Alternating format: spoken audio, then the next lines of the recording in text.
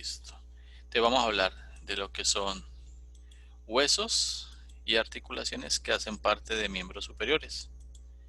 ¿Listo? Bueno, entonces cuando hablamos de miembros superiores, pues como ya parte de ello lo vimos, entonces vamos a ir de pronto sin mucho nivel de detalle.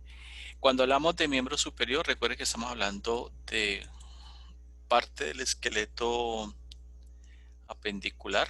Recuerden que el esqueleto apendicular tiene relación con las cuatro extremidades, las dos superiores y las dos inferiores. Aquí este primer hueso que vemos se llama la escápula. Recuerden que la escápula tiene un borde medial, tiene un borde lateral, va a tener un borde superior y va a tener dos caras.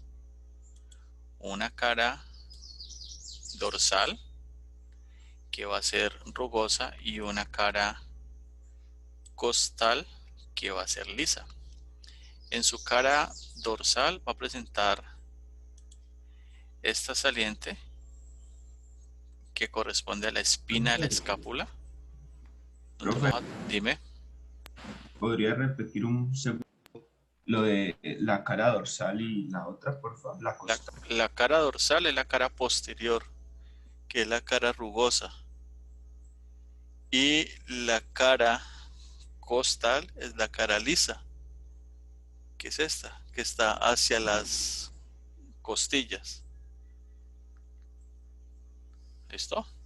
Entonces, en su cara costal, perdón, en su cara dorsal tenemos la espina de la escápula, que tiene dos bordes, un borde superior y un borde inferior.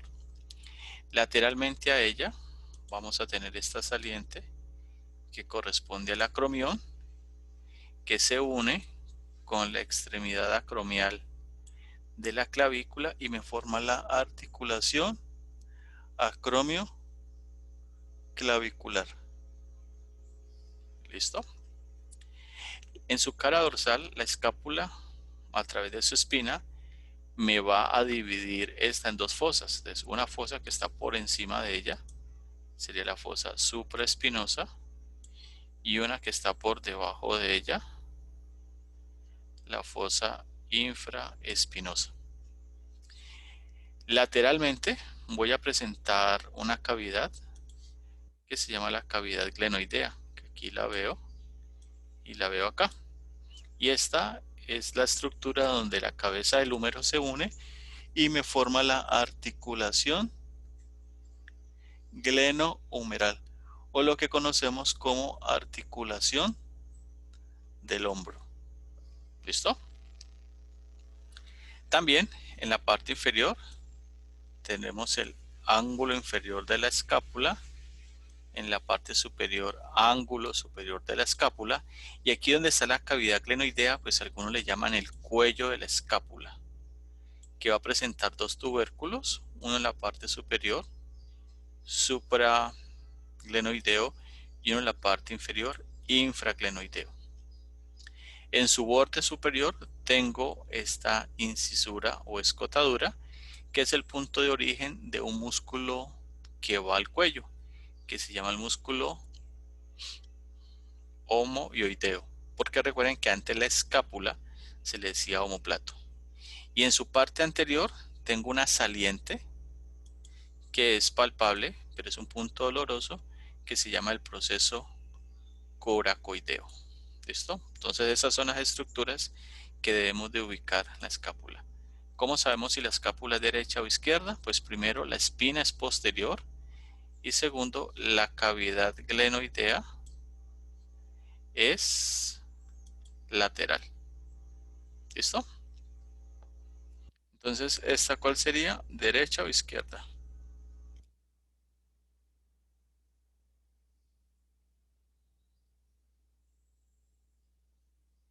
¿Esta escápula cuál sería, Derecha. chicos? Esta sería derecha, porque esto es medial y esto es lateral. Muy bien, entonces ahora nos vamos a la clavícula, pues ya la Profe, clavícula. ¿cómo se llama el músculo que sale de la escotadura coracoidea? No, de la escotadura de la escápula. Se llama el músculo omoideo. Gracias. ¿Listo? Bueno, entonces aquí tenemos la escápula. Habíamos hablado que la escápula tiene dos extremidades. Una extremidad lateral o acromial y una extremidad medial o external. Va a presentar dos caras. Una cara superior que es lisa y una cara inferior que es rugosa. Y adicionalmente vamos a presentar dos bordes. Un borde anterior y un borde posterior. ¿Cómo identifico que la clavícula sea derecha o izquierda? Pues primero, este borde, perdón, no corrijo, este borde que señalo aquí, este es anterior y este es posterior. ¿Listo? Lo que les decía, esta extremidad va a ser medial y esta va a ser lateral. Y esta curva que tengo aquí, que es de concavidad anterior, va a estar orientada hacia la parte medial y esta de convexidad anterior va a ser lateral. O sea que esta clavícula es ¿de qué lado? Derecha. ¿Alguien dice algo diferente? Izquierda. En su izquierda. ¿Seguro? No, esta es Derecha. derecha.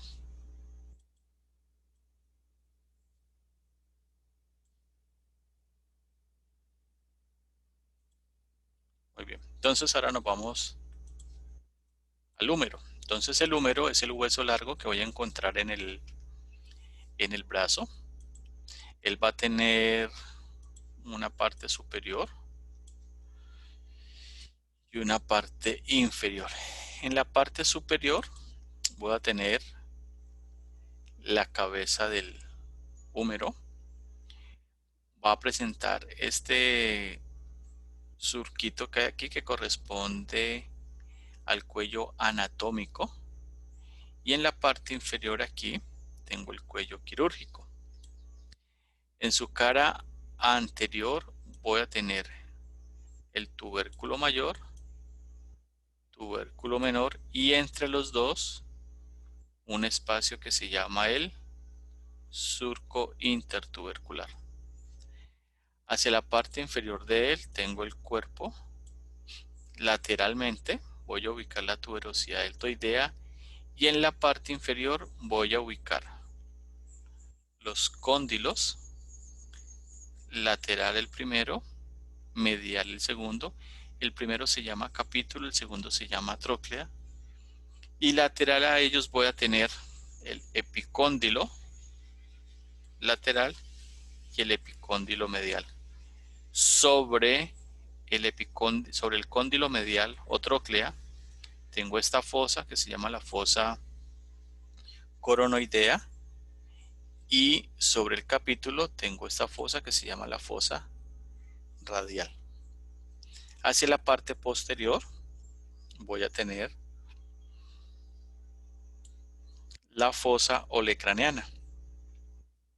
Y en la parte posterior del cuerpo tengo este surco que corresponde al paso del nervio radial, que es un nervio del fascículo posterior.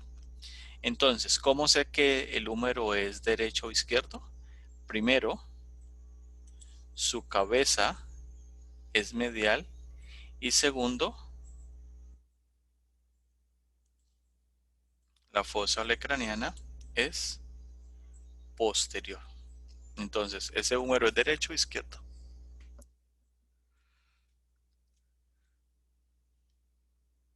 Izquierdo. ¿Izquierdo? Sí. Derecho.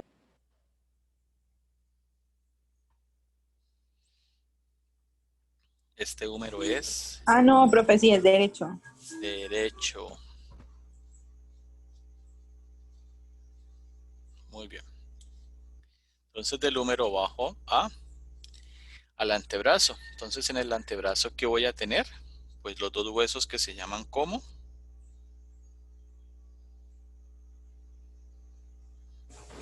Hay un-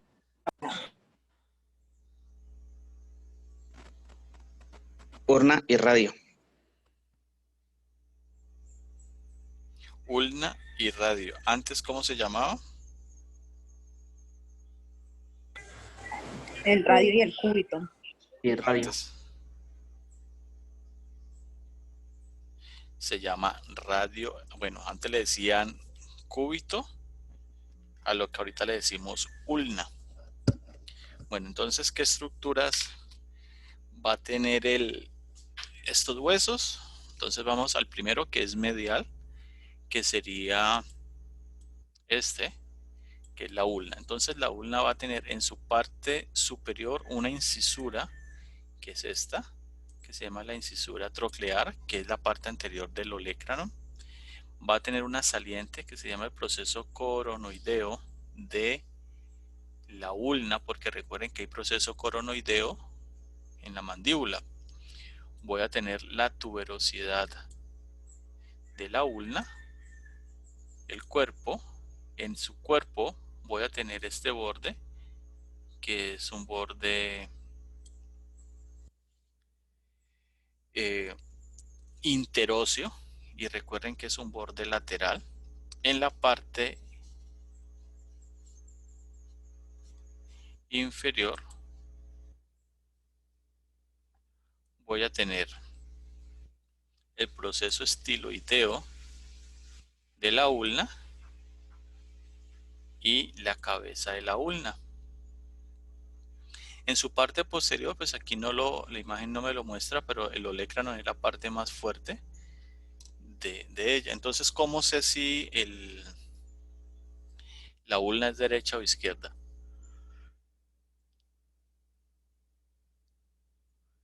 Primero, la incisura troclear va a ser anterior. Y segundo, este borde interóseo va a ser lateral, porque recuerden que este va con el quinto dedo y este va con el primer dedo. Entonces, derecho o izquierdo. Derecho.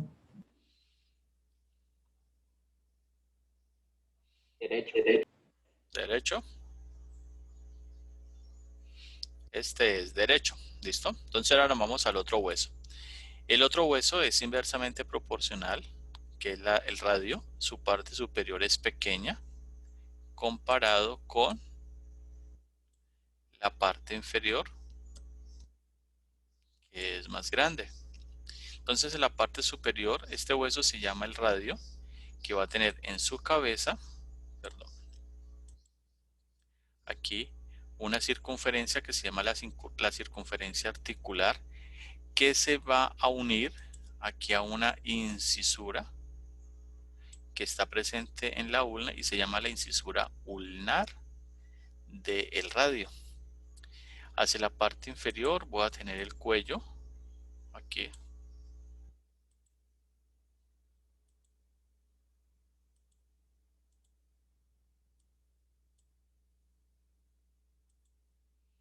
Este es el cuello. Voy a tener la tuberosidad del radio, punto de inserción del músculo bíceps braquial. Voy a tener el cuerpo, su borde interóseo, que si el de la ulna es lateral, este sería Medial. medial. Y en la parte inferior tengo el proceso estiloideo del radio. Y hay que llamarlo así porque recuerden que tenemos dos procesos estiloideos a nivel del antebrazo. En su cara posterior tengo estos surcos, que son puntos por los cuales van a pasar los músculos extensores. ¿Listo? Entonces, ¿cómo sé si es derecho o izquierdo? Primero, su borde va a ser medial y su parte rugosa, donde están los surcos, va a ser posterior. Entonces, por ende, pues si la ulna es derecha, pues este va a ser derecho, ¿no? ¿Listo? Profe, que decía que en la parte donde están los surcos es Es posterior, posterior. sí. Es posterior y con esas dos puedes identificar si es derecho o izquierdo.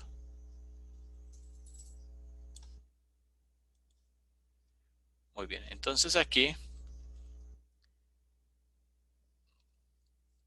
este coso está corrido. Ya les explico aquí. Aquí arriba vamos a tener esto corresponde al capítulo. Ahora se lo señalo de acá para aquí.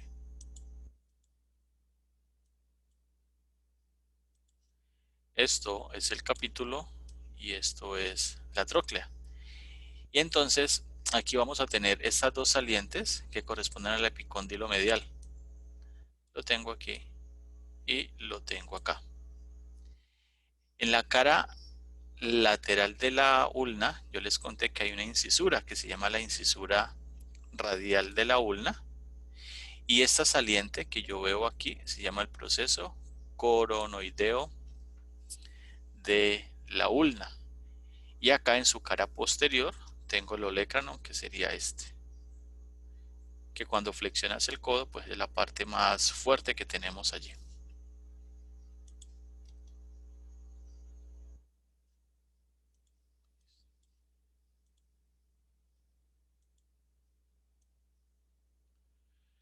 A nivel de la mano, recuerden que la mano tiene dos caras, una cara anterior o palmar, una posterior o dorsal, es esta.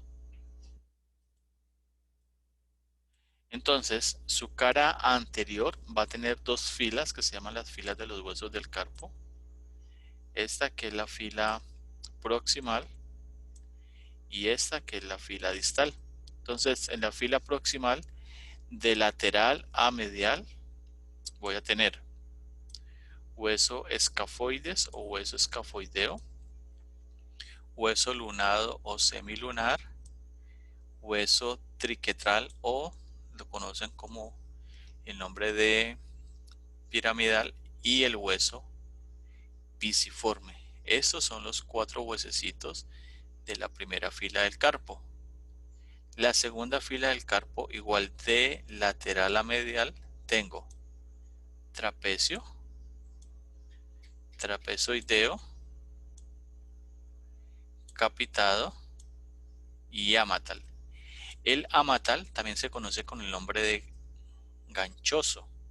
Entonces el amatal tiene una saliente que es esta, que se llamaría ámulo del amatal o se llamaría el gancho del ganchoso. ¿Listo?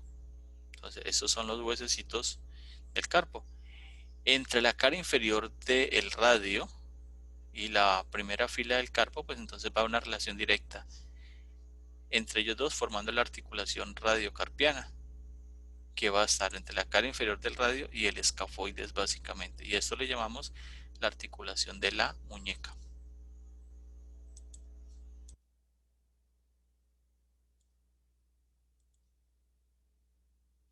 Bueno, después de los huesos del carpo,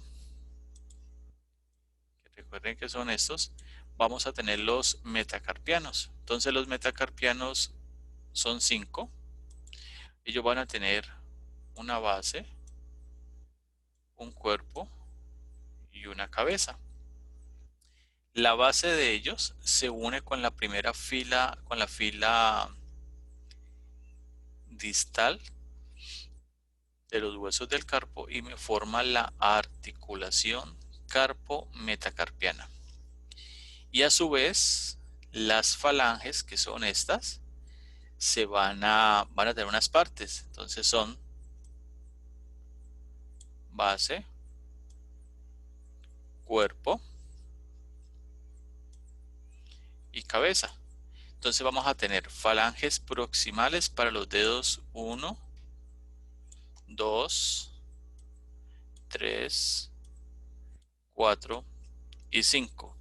Y falanges distales para los dedos 1, 2, 3, 4 y 5. Y falanges medias para los dedos. 2, 3, 4 y 5. El primer dedo solamente tiene dos falanges, una falange proximal y una falange distal. ¿Listo? O sea que el primer dedo corresponde al dedo pulgar.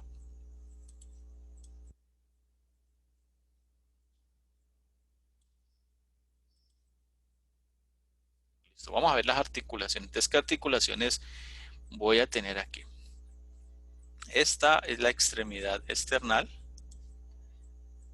de la clavícula que se une a la incisura clavicular del esternón y me forma la articulación externo-clavicular. Esta articulación presenta un disco articular. Y si presenta un disco articular, ¿qué tipo de articulación es? Sinovial. Es una sinovial. Pero sinovial, ¿que es simple o compuesta? Compuesta. Compuesta porque tiene disco. O sea que tiene bastante movilidad.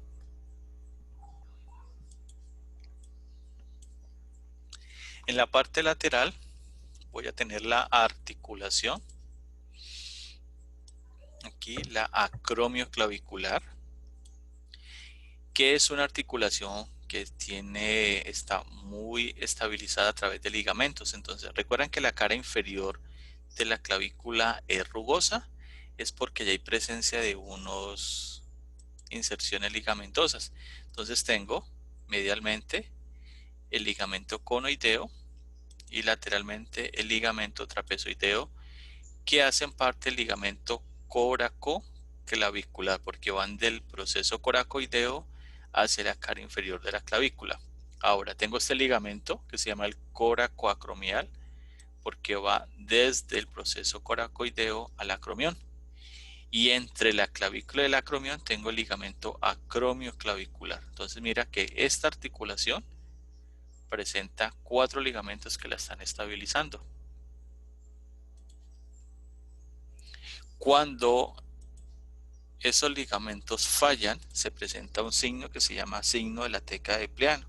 Entonces, ¿qué sucede? Que la clavícula se empuja inferiormente y ella vuelve y regresa, porque los ligamentos, el coracoclavicular, se ha lesionado con su conoideo y trapezoideo y no permiten estabilizar la porción acromial de la clavícula. ¿Listo? Se llama signo de la tecla en piano, de piano. Hacia la parte lateral vamos a tener la cavidad glenoidea. La cavidad glenoidea, recuerden que es de la escápula y que se une al hombro, a la cabeza del húmero y me forma la articulación glenohumeral. Como la cavidad glenoidea no es muy profunda, presenta una especie de empaque que permite que haya mayor profundidad, que se llama el labro glenoideo o el labrum glenoideo. Y en su parte pues interna tengo la cápsula articular, que si tiene cápsula articular pues ya sabemos que es una articulación ¿de qué tipo? Sinovial. Sinovial. ¿Listo? Entonces aquí vemos un corte más explícito de la relación de las estructuras que tenemos acá. ¿Listo? Entonces mira el ligamento. Profe, ¿esa es sinovial simple o compuesta? Eso es una sinovial simple. Porque si tuviera disco articular, sería una sinovial compuesta.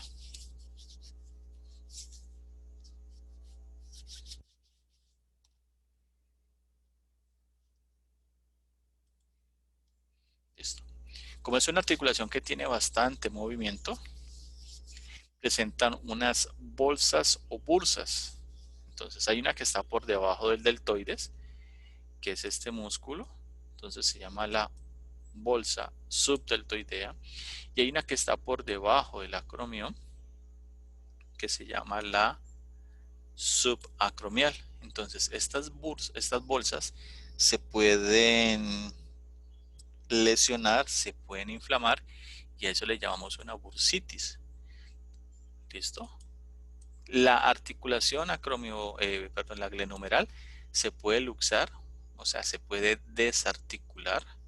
Aquí vemos como la cabeza del húmero se sale de la cavidad glenoidea, o sea, se luxa. Entonces, esta articulación es muy vulnerable a ese tipo de lesiones. Aquí, entonces, lo que vemos es una luxación anteromedial de la cabeza del húmero, o sea que se sale hacia la parte medial y anterior, o sea que para corregirla pues tendría que hacer el movimiento contrario, lateral y posterior. Y cuando está el hombro luxado, pues aquí lo que voy a ver es la cavidad glenoidea, y a esto lo voy a llamar hombro en charretera, que es una luxación del hombro. Cuando hay una bursitis, se presenta un signo que se llama hombro congelado. Entonces la persona, por ejemplo aquí, su hombro derecho no puede realizar el movimiento como lo hace con la mano izquierda, y es porque hay aquí una limitación funcional para poder hacer el movimiento completo a nivel de la articulación. Listo. ¿Qué movimientos hace la articulación glenohumeral? Pues los conocemos. Hacia la parte anterior y posterior, hago flexión hacia parte anterior, extensión hacia la parte posterior. Si me alejo de la línea media o me acerco a ella, entonces hago abducción y aducción, y puedo hacer rotación medial, que sería esto, rotación medial, y rotación lateral. ¿Listo? Y si sumo todos los movimientos, flexión, extensión, abducción, aducción, pues voy a tener un movimiento de circunducción, que es este. A nivel de la escápula, recuerden que la escápula me forma dos articulaciones. Una que se llama la acromioclavicular y otra que se llama la glenohumeral. Sin embargo, la cara costal de la escápula se relaciona con las costillas y hay una pseudoarticulación que se llama la escapulotorácica, y esa pseudoarticulación permite estos movimientos. Entonces, cuando yo llevo los bordes mediales de las escápulas hacia la línea media, a eso le llaman retracción, o sea, cuando sacamos pecho. Si alejo los bordes mediales de las escápulas de la línea media, se llamaría protracción. Entonces, si llevo los bordes hacia acá, o sea, hacia adelante, sería protracción, y si los llevo hacia atrás, sería una retracción. ¿Puedo elevar los hombros? ¿Sí? Entonces se llama elevación o depresión de la escápula, y puedo hacer que ella rote inferiormente o que haga una rotación superior. O sea que esos son los movimientos que yo puedo hacer a la altura de la articulación escápulo-torácica, teniendo en cuenta que es una articulación no anatómica, es una articulación funcional.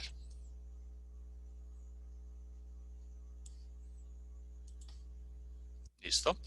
A nivel del codo, vamos a tener la articulación húmero-ulnar, que va a estar conformada por el húmero y la ulna. Entonces, la incisura troclear se une aquí a la fosa olecraniana, y es la que me forma la articulación del codo.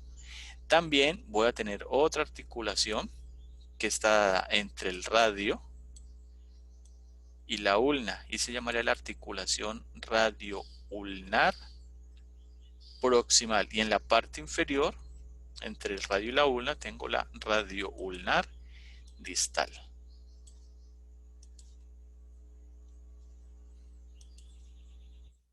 Entonces aquí veo una vista lateral de la articulación, es bastante estable porque es una articulación que tiene mucho movimiento, la articulación del codo.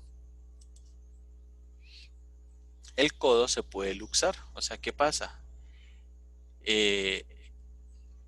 La incisura troclear se sale de la fosa coronoidea, perdón, se sale la fosa olecraniana y aquí veo, mire el olecranon afuera. Entonces se llama una luxación. Le dicen cúbito, pero pues es por una nomenclatura vieja, pero pues sería una luxación del codo. También, Profe, dime, ¿se da entre la incisura qué? se da entre la incisura troclear y y la fosa olecraniana. Gracias. Aquí tengo lo que se llama una bursitis retroolecraniana. Aquí, que ves una inflamación que se da a nivel del olecrano, que se llama codo de estudiante. Entonces, por estar con los codos apoyados, se puede inflamar esa bursa. Y a nivel del radio y la ulna, entonces tenemos en la parte superior, Profe, dime, ¿cómo se diferencia la bursitis del codo con un ácido úrico? Buena pregunta. Pues yo tengo entendido que las personas cuando tienen problemas de ácido úrico hay dolor a nivel articular, pero creo que son unos puntos específicos. No sabría decirte, o sea, a nivel del codo, cómo diferenciar una de la otra, no sé. Porque sé que cuando hay aumento, sí hay dolores, pero creo que uno de los puntos específicos son los dedos del pie, creo. No estoy seguro. Pero no te sabría decir a ciencia cierta cómo diferenciar una de la otra, no. Gracias, profe. En la parte superior, entonces tengo la radioulnar proximal y aquí en la parte inferior tengo la radioulnar distal. Entonces, ¿qué pasa?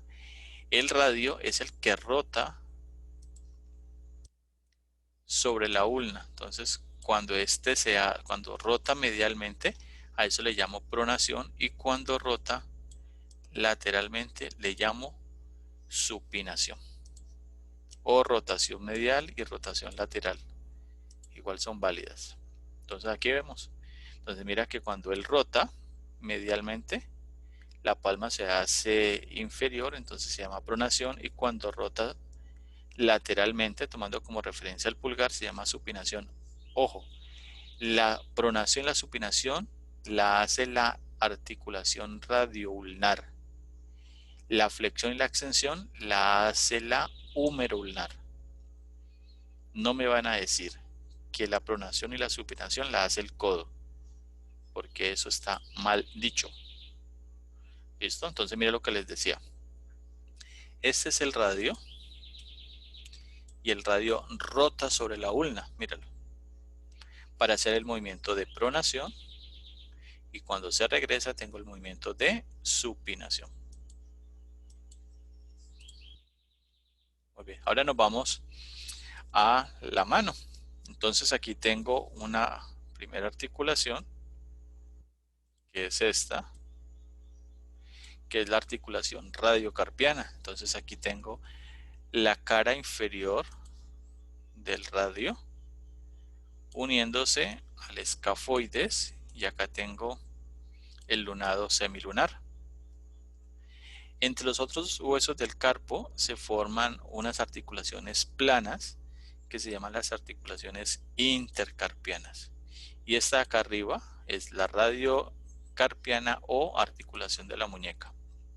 Entonces, ¿qué movimientos puedo hacer allí? A nivel de ella hago extensión cuando el dorso de la mano se acerca al antebrazo y flexión cuando la palma va hacia abajo. Sin embargo, a nivel de la mano puedo hacer movimientos de abducción cuando me alejo de la línea media. En algunos textos le llaman desviación radial, y aducción cuando me acerco a la línea media. ¿Listo? Y si tengo abducción, aducción, extensión y flexión, pues puedo hacer circunducción. A nivel de los huesos del carpo, las articulaciones intercarpianas, y aquí voy a tener la primera fila del carpo, la fila distal, en relación con los metacarpianos, se forma la articulación carpo-metacarpiana. Y la articulación más importante allí es la del primer dedo, o la del dedo pulgar, que es esta. Entonces el dedo pulgar en relación con los otros dedos tiene movimientos diferentes. Entonces cuando el dedo pulgar se aleja del segundo dedo, le llamo extensión.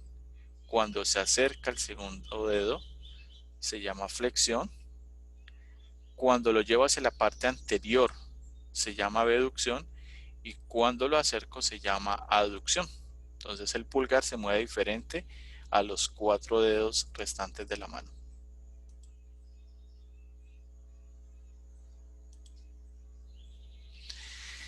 A nivel de las articulaciones que veo acá, que es la metacarpofalángica, o son las articulaciones de los nudillos, yo puedo hacer movimientos de flexión y extensión.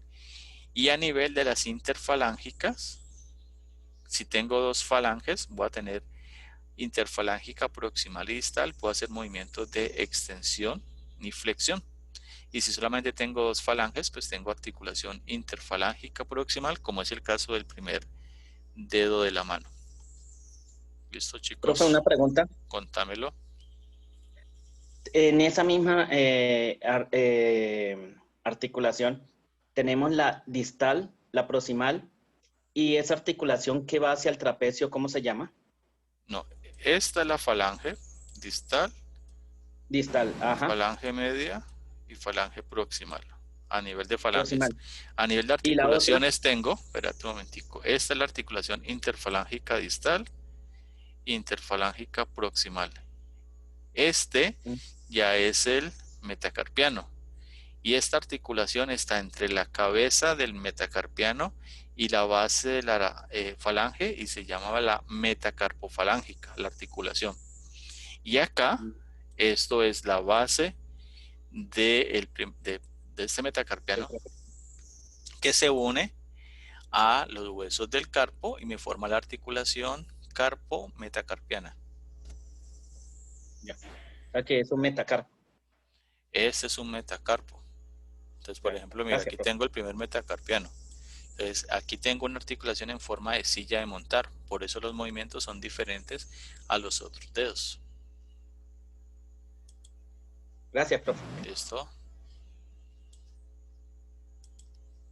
Bueno, entonces a nivel de las articulaciones metacarpofalángicas, entonces la de los nudillos, ¿qué puedo hacer?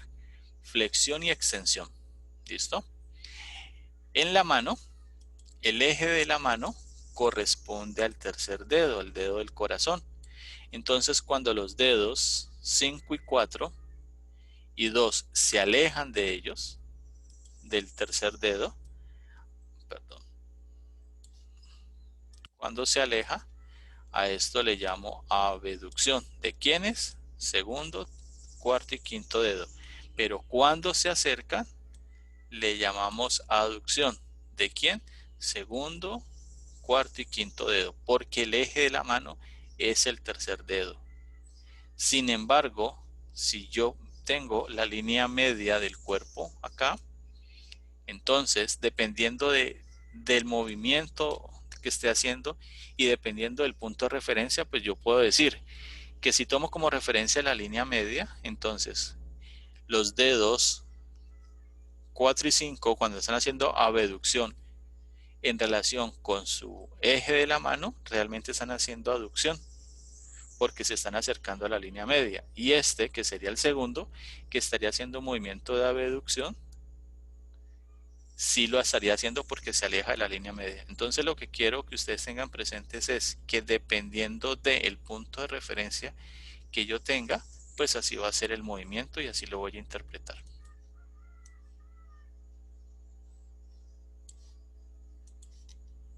¿Listo, chicos? Bueno.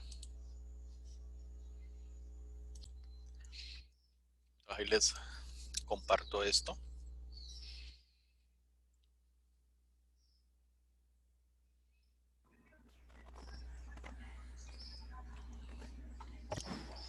Bueno, entonces, cuando hablamos de músculos de miembro superior, nosotros tenemos que hablar de estructuras que van a actuar a nivel de las articulaciones.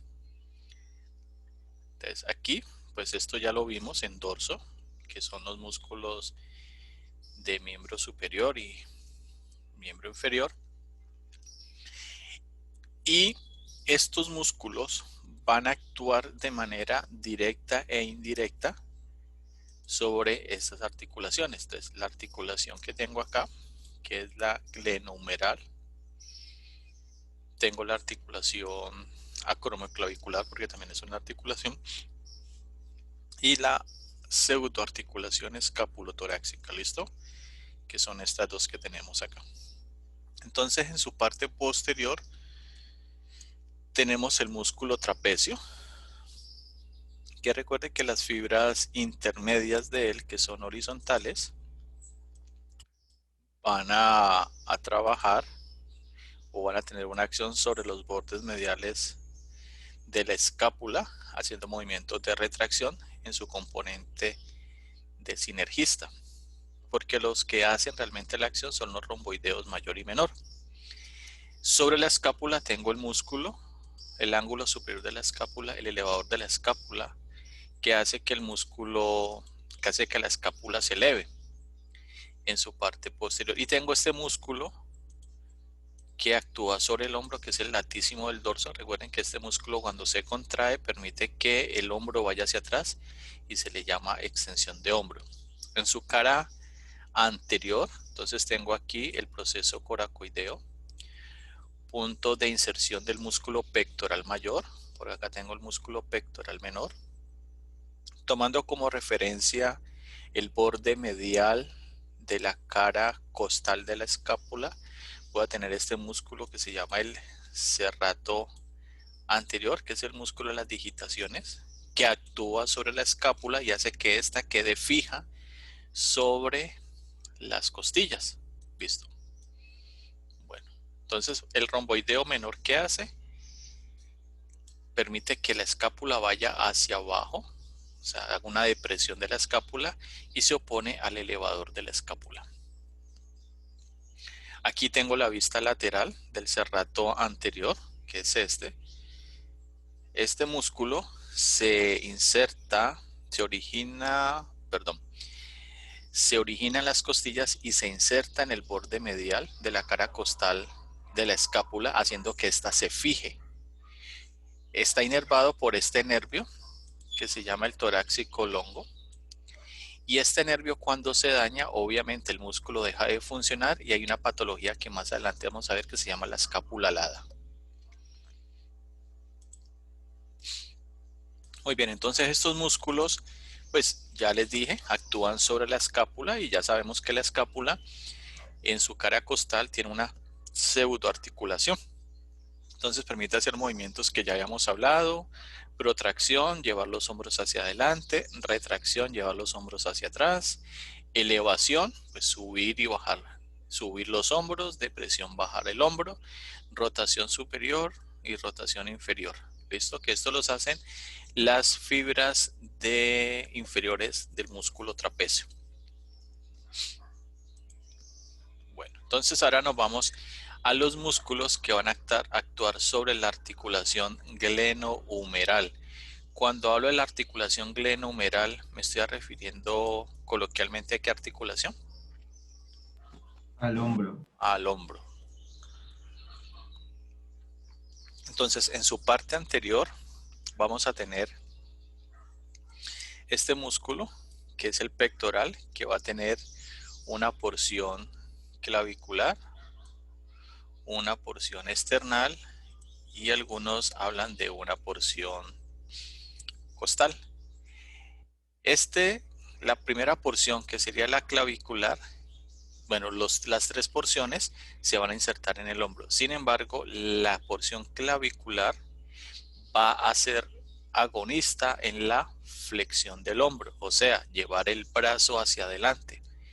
La porción external va a tener un componente de aducción, o sea, va a hacer que el brazo se acerque a la línea media, lo mismo que las fibras costales. El deltoides es este músculo que tiene forma redondeada, va a tener 3 porciones, una anterior, una media y obviamente en su cara posterior pues identifico la posterior. Entonces la anterior se convierte en sinergista en la flexión del hombro, la media en relación con este músculo que señalo acá que se llama el supraespinoso se vuelve en sinergista en la abducción del hombro y la posterior del deltoides se convierte en sinergista en la extensión del hombro, porque recuerden que el latísimo del dorso, que es este músculo, es el responsable directo de él, o sea, el agonista. Entonces aquí ya tenemos estos músculos en un plano superficial. Entonces vamos a un plano profundo. Entonces en un plano profundo vamos a tener una cara anterior y una cara posterior. Entonces en la cara anterior tengo este primer músculo que se llama el coracobraquial, que se origina en el proceso coracoideo y se inserta en la cara anterior, tercio medio del húmero. Este músculo es un sinergista en la flexión del hombro.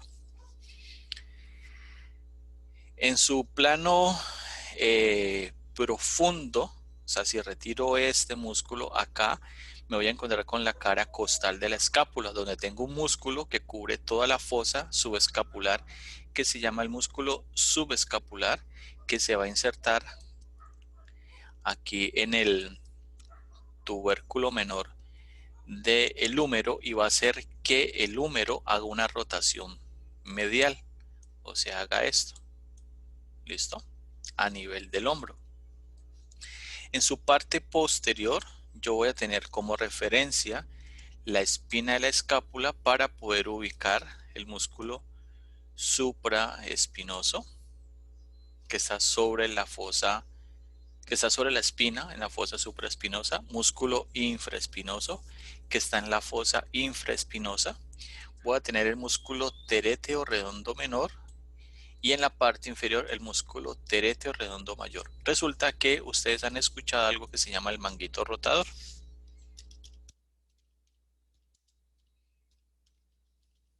El manguito rotador no es un músculo, es un complejo de tendones que actúan sobre la articulación glenohumeral y está conformada por los músculos supraespinoso,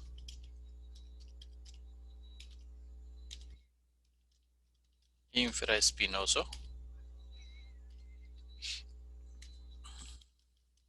terete menor y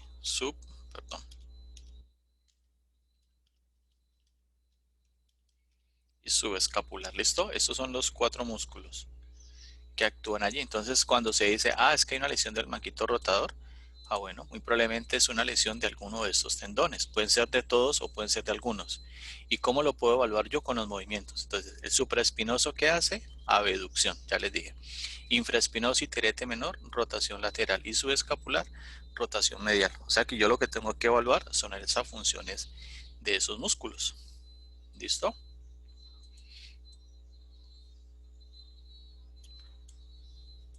Muy bien, entonces sigamos.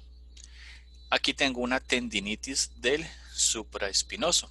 Entonces, ¿qué pasa? Mire que este es el músculo supraespinoso. Pasa por debajo de la articulación acromioclavicular y aquí se inflamó. Entonces, al inflamarse, pues va a haber una limitación funcional para hacer ese movimiento. Sin embargo, desde mi humilde punto de vista, considero que cuando hay lesión en el hombro, se debe evaluar la función de la clavícula para poder entender realmente qué está pasando. Pero pues ese es mi punto de vista, ¿no? Entonces aquí tengo una, bueno, no es ruptura, corrijo, es una rotura, porque una rotura corresponde al rompimiento de algo. Una ruptura tiene que ver con una ruptura emocional. ¿Listo? Entonces, cuando yo hablo de una rotura del manguito rotador, pues estoy hablando de que alguno de estos tendones han perdido su consistencia, se han roto y por ende va a haber una limitación funcional para hacer algunos movimientos. Listo, entonces ya dejo esta región y me voy a ir hacia la región de la axila. La axila, coloquialmente para que me lo entiendan, es el huequito que está entre la cara medial del miembro superior y la cara lateral de la caja torácica. Mejor dicho, es donde nos echamos el desodorante. ¿Listo? Allí, eso es la axila. Entonces la axila va a tener unas paredes. Te vamos a pintarlas a ver.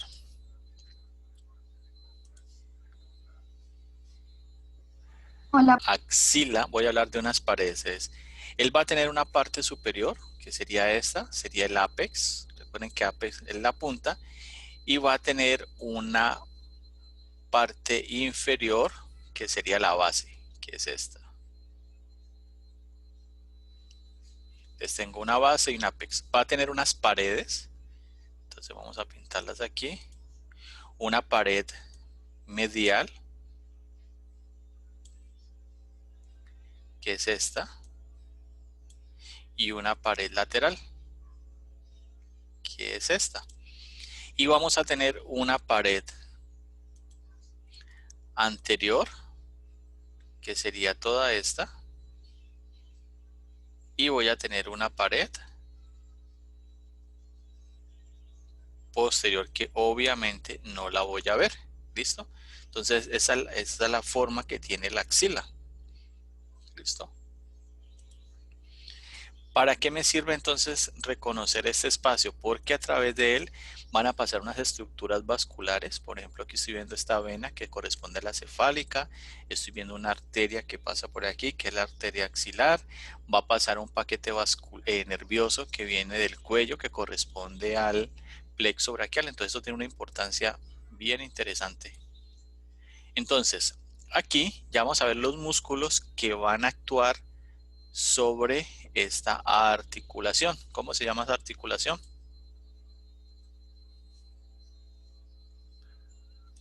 ¿Cómo se llama esa, chicos? Húmero ulnar. La húmero ulnar, más conocida en el bajo mundo como Codo. el codo. ¿Listo? Entonces aquí vamos a tener unos grupos de músculos que van a estar en la cara anterior y otros que van a estar en la cara posterior. Entonces los de la cara anterior, todos los de brazo, antebrazo y mano, van a ser músculos que cuando se contraen van a tener una acción que es ser flexora. ¿Listo? Y los músculos de la cara posterior, entonces si los de la cara anterior son flexores, los de la cara posterior van a ser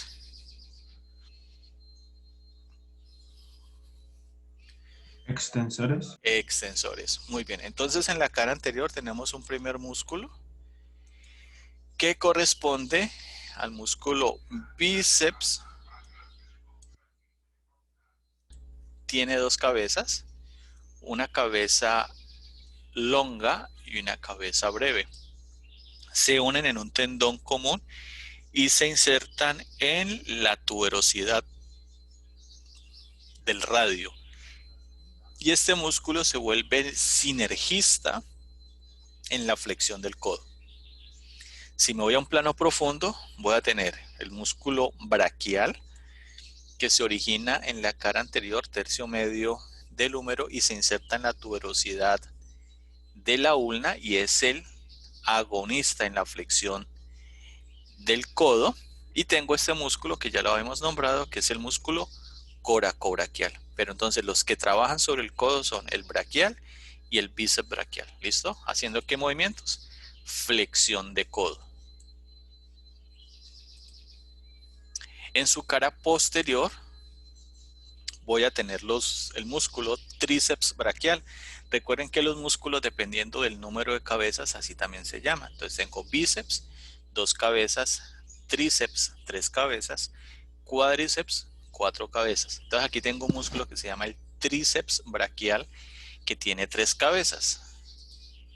Una cabeza longa o medial, una cabeza lateral, que sería como la cabeza corta, y voy a tener la cabeza medial.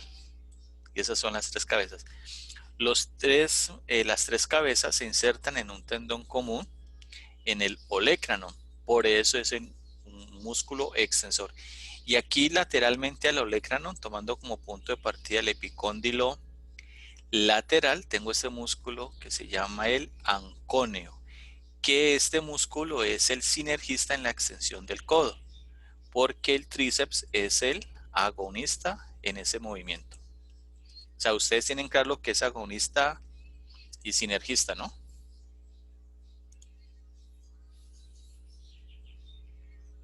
Chicos, ¿sí lo tienen claro? Chicos. Dale, profe. Entonces, a nivel de la articulación húmero-ulnar, dale con gusto, tenemos el movimiento de flexión y extensión. Flexión, ¿quién lo hace? ¿Los de la cara anterior o de la cara posterior? Anterior. Anterior. Y la extensión los hacen los de la Posterior. los de la posterior. Sin embargo, aquí aclaro algo. Aquí hay un error. Pero los músculos que están actuando sobre el codo, recuerden que el codo no hace movimiento de pronación y supinación. No lo hacen. Lo hacen es la radioulnar proximal y distal. ¿Listo? De eso que quede claro. Los movimientos de flexión y extensión los hace el codo. Rotación medial y lateral o pronación y supinación no lo hace el codo, lo hace la radioulnar proximal, porque hay un error en ocasiones en la interpretación de esos movimientos. Entonces aquí vemos, mira el braquial, el bíceps braquial, haciendo el movimiento que ya les había explicado. Y aquí el movimiento que hace el tríceps en relación con la parte posterior del miembro superior. Aquí hay una rotura del músculo bíceps braquial. Aquí ese tendón se rompió, falló. Entonces vemos, por ejemplo, el mayor volumen del músculo cuando se contrae acá. Listo. Entonces ahora nos vamos a los músculos del antebrazo. Los músculos del antebrazo en su cara anterior van a ser ¿qué? ¿Flexores o extensores?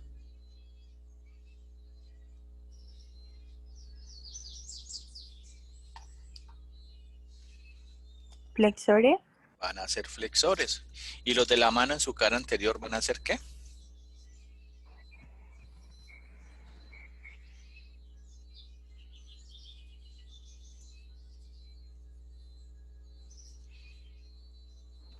¿Van a ser qué, chicos?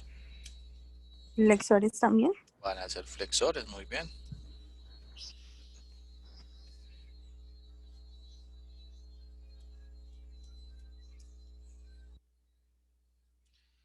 Muy bien. Entonces en el antebrazo los músculos vamos a dividir en tres planos. Un plano superficial.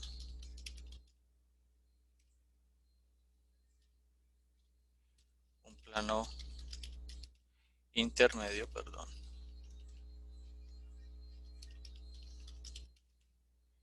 Y un plano profundo. ¿Listo? Eso se va a tener plano superficial, plano medio y plano profundo. Entonces en el plano superficial vamos a tener los músculos que en su nombre van a tener la acción que desarrollan o el movimiento que desarrollan cuando se contraen. Entonces ellos se originan, su mayor componente, en el epicóndilo medial.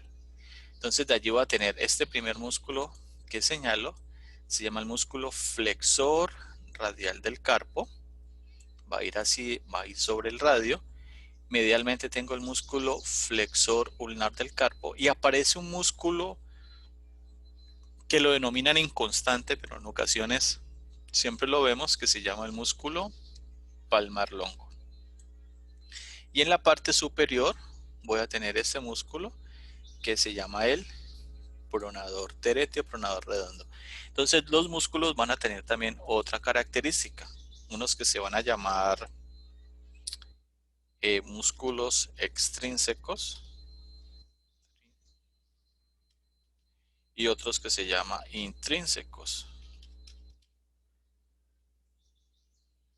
¿Qué quiere decir eso? La palabra extrínseco significa que se originan en un sitio y se insertan en uno diferente a su origen, y los intrínsecos quiere decir que su origen e inserción están en la misma región, ¿vale?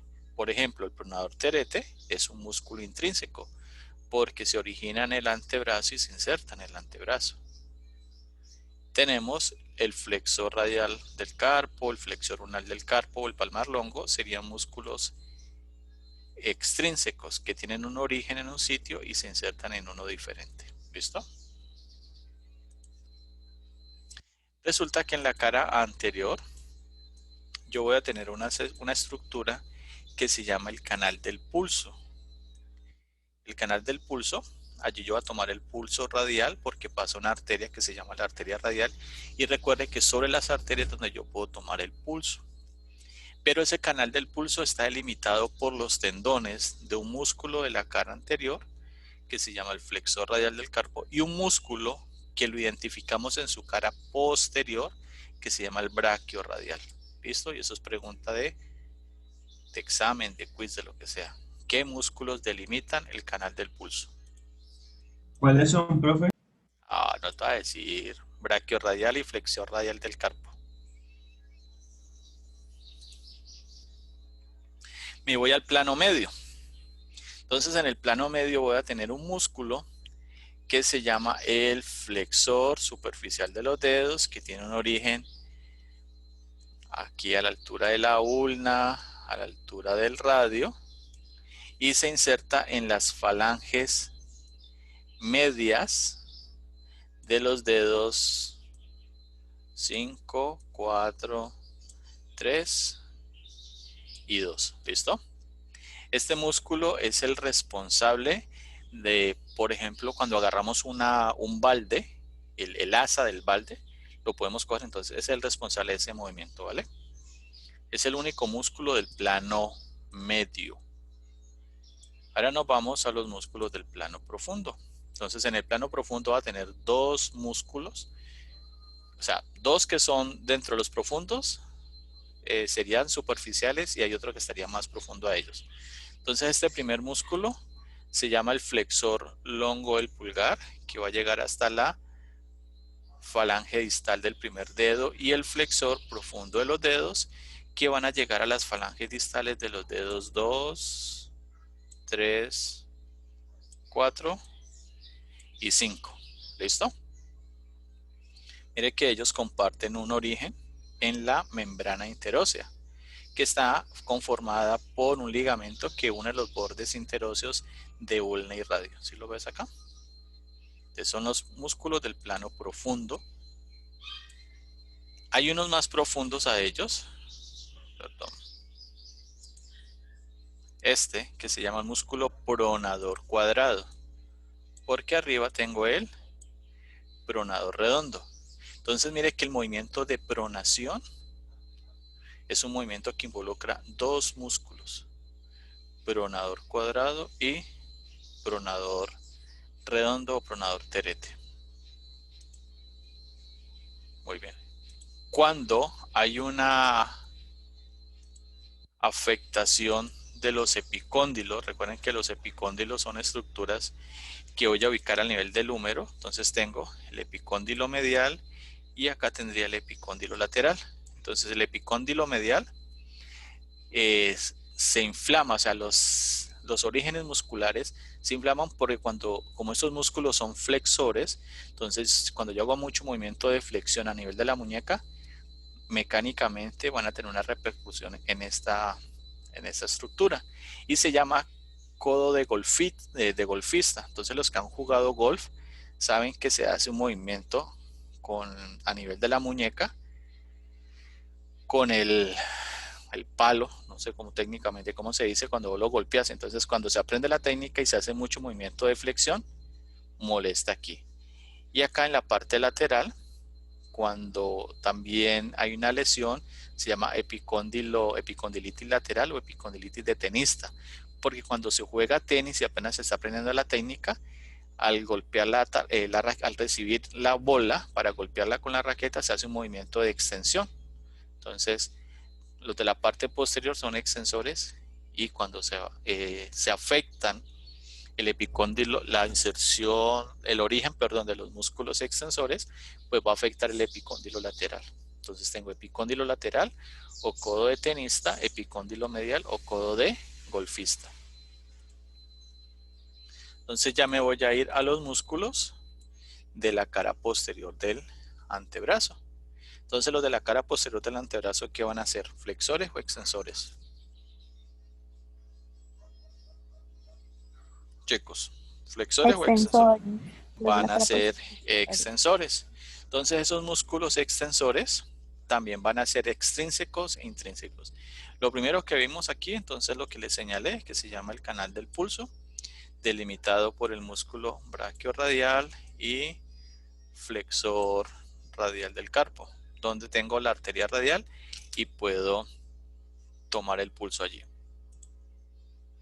Muy bien, entonces aquí ya tengo los músculos de la parte posterior y estos músculos se dividen en dos planos, en un plano superficial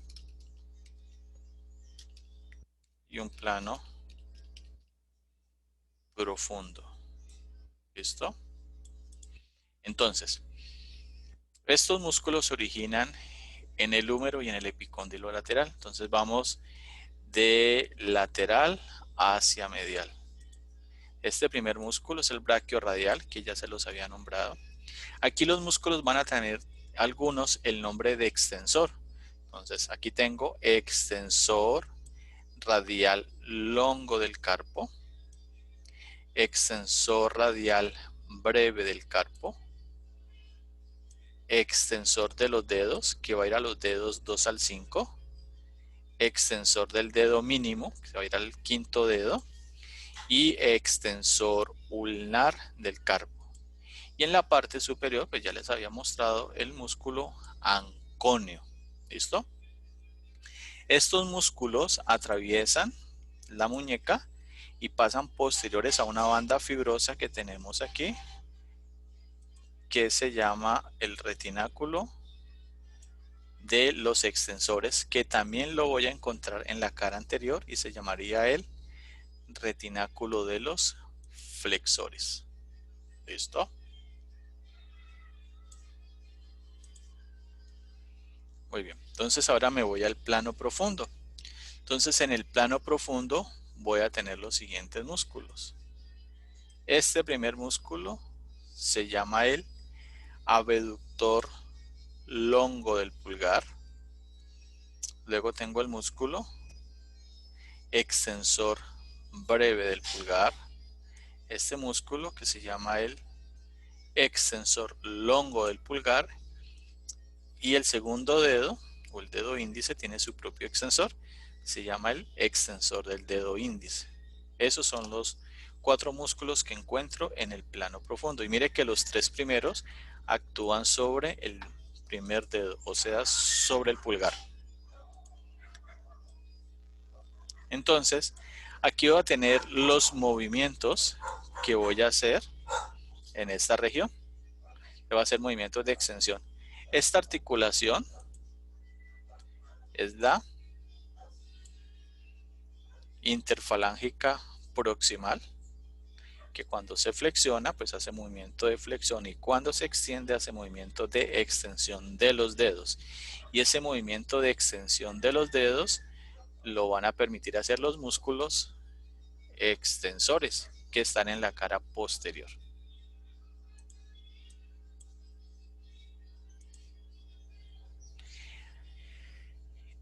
Los músculos del plano profundo van a delimitar una estructura que la vemos acá, que se llama la tabaquera anatómica. Y la tabaquera anatómica está delimitada por los músculos abductor longo del pulgar, extensor breve del pulgar y el extensor longo del pulgar. Entonces por aquí, ¿qué va a pasar? La rama superficial del nervio radial, que es un nervio que viene del fascículo posterior del plexo braquial, y la arteria radial. Por aquí, ¿listo? Entonces, esto se utiliza como punto de referencia para tomar gases arteriales. Entonces, se llama la tabaquera anatómica.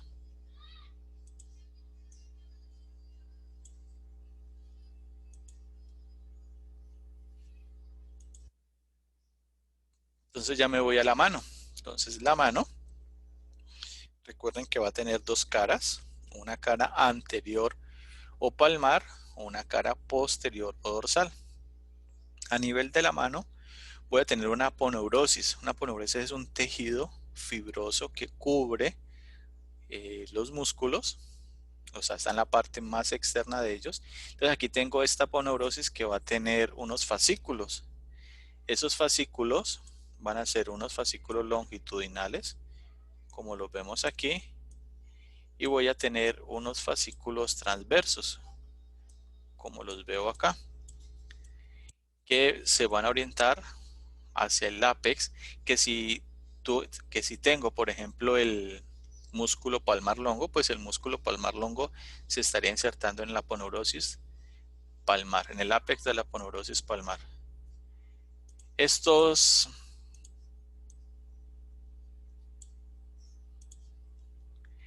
Esta aponeurosis puede generar una retracción, sus fascículos longitudinales, y pueden presentar algo que se llama dedo en garra. Entonces, dedo en garra para la mano, para el dedo, mano en garra para el dedo quinto y cuarto. Entonces, aquí lo veo. Listo. Entonces, ¿qué hace el cirujano? Entra, corta los fascículos longitudinales y los dedos se liberan.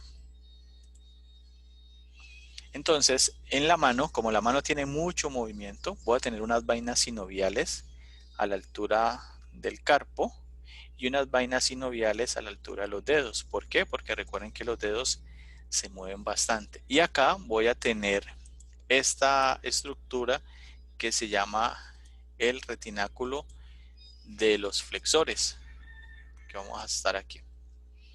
Así como tengo el retináculo de los extensores. Cuando hay una patología que se llama una tenosinovitis, que aquí lo que veo es esto, entonces están evaluando esta región aquí. Entonces es un nervio, que sería el nervio radial, mírenlo, una ramita que se va hacia la cara anterior. Entonces aquí se puede inflamar, entonces un tendoncito que pasa por debajo. Te hacen el movimiento para saber si hay o no limitación funcional, que ahorita por el tema de la tecnología es algo que se está presentando mucho, con mucha frecuencia. Entonces en la mano vamos a tener unos grupos que están diferenciando las regiones de la mano. Esta primera se llama la región tenar, esta sería la región hipotenar y esta sería la región palmar como tal. Entonces la región tenar actúa sobre el primer dedo, la región hipotenar actúa sobre el quinto y la región palmar va a actuar sobre los dedos 3, 2, 3 y 4. ¿Listo? Bueno, entonces a nivel de la región tenar, tengo el músculo abductor breve del pulgar. Recuerde que tendríamos por allá en su cara posterior un abductor longo del pulgar. Tengo el flexor breve del pulgar. Recuerde que teníamos un flexor longo del pulgar. A la altura de la región hipotenar en relación con el quinto dedo, tengo el músculo abductor del dedo mínimo y tengo el músculo flexor del breve del dedo mínimo. Sin embargo, no tenemos un extensor longo del dedo mínimo. Entonces, si le decimos flexor del dedo mínimo, estaría bien dicho.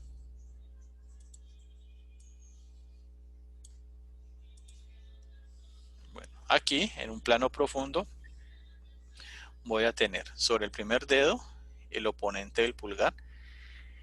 Recuerde que el pulgar yo lo puedo orientar hacia el quinto dedo, se llama movimiento de oposición. Aquí tengo el músculo flexor breve del pulgar en su cabeza profunda. El que hemos visto antes era la cabeza superficial. Y aquí en la región hipotenar tengo el oponente del dedo mínimo. Recuerden que el primer dedo y el quinto dedo yo puedo unir sus falanges distales a través de su cara dorsal. De su cara palmar, perdón.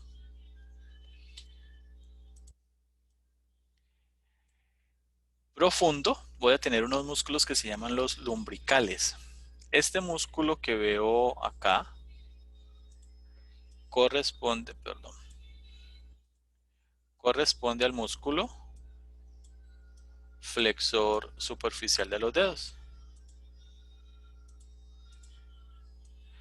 Entonces resulta que estos músculos que se llaman los lumbricales se originan en estos tendones de los músculos flexores profundos y se van a insertar acá arriba en la cara lateral de las falanges proximales de los dedos 2 al quinto.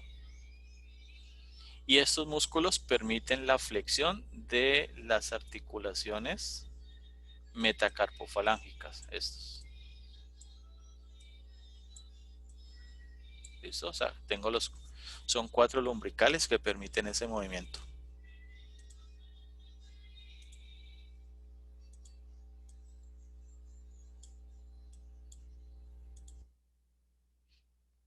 Aquí voy a tener en la región tenar el músculo aductor del pulgar que hace que este se acerque a la palma de la mano. Recuerden que este dedo tiene movimientos diferentes a los demás.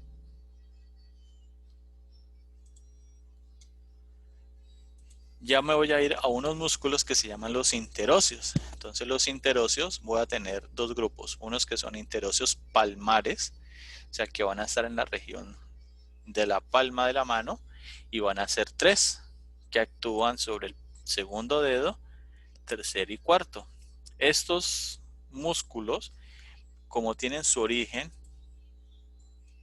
en esta región y tienen su inserción acá, cuando ellos se contraen, van a llevar la inserción hacia el origen, acercando los dedos hacia la línea media de la mano, que es el tercer dedo. O sea que estos músculos, ¿qué movimiento hacen? Aducción. Hacen aducción. O sea que los músculos interóseos palmares son aductores.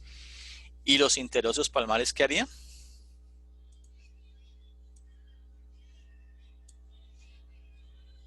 ¿Qué harían los interóseos palmares?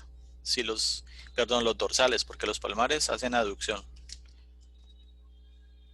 Abducción. Harían el movimiento de abducción. Entonces aquí están. Tengo 4 interóseos dorsales. El primero está entre el primero y segundo dedo, el segundo entre el segundo y el tercero entre el dedo 3 y el dedo 4, y el cuarto está entre el dedo 4 y el dedo 5.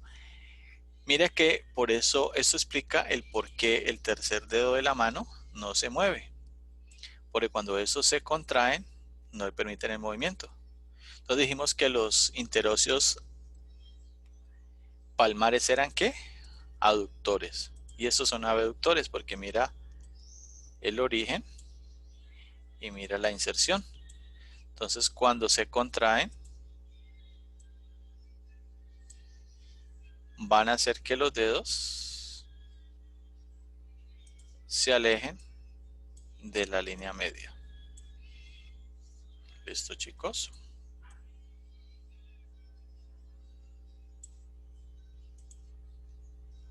Entonces, lo que les explicaba, el eje de la mano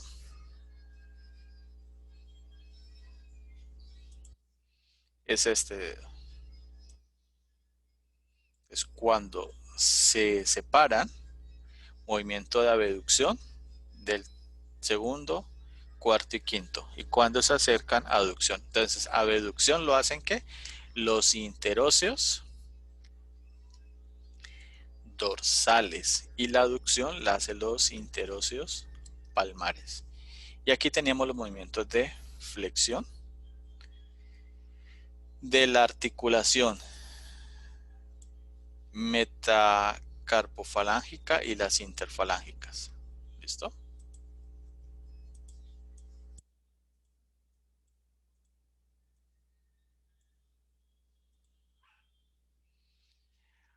Los dedos de la mano, por la movilidad que tiene el primer dedo, que es el dedo pulgar, entonces desarrolla unos movimientos de prensión cuando los 5 dedos hacen movimientos circulares. Precisión, que va a estar dado por una pinza que se hace entre el primero y el segundo dedo, y movimientos de pinzamiento, que son movimientos fuertes. Entonces mira lo que hace el dedo pulgar. Cuando se acerca hacia la palma de la mano se llama, bueno, aquí está mal dicho, ¿no? No es abducción, aquí es movimiento de extensión cuando se aleja, y aquí es movimiento de flexión. Cuando el dedo el dedo pulgar se hace anterior, hablo de abducción, y cuando se acerca, cuando regresa, se llama aducción. Y cuando se va hacia el dedo mínimo, se llama movimiento de oposición. Bueno, chicos.